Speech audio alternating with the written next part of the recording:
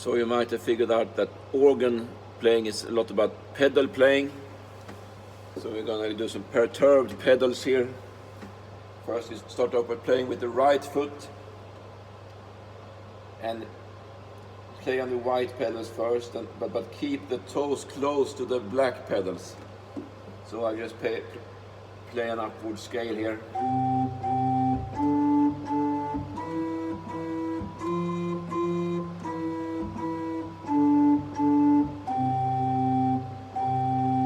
And then a downward scale with the left foot.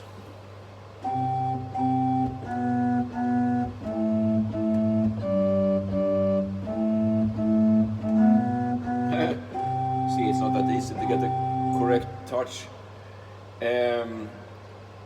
Or you go up and down at your leisure. So thanks for watching. Bye bye. See you.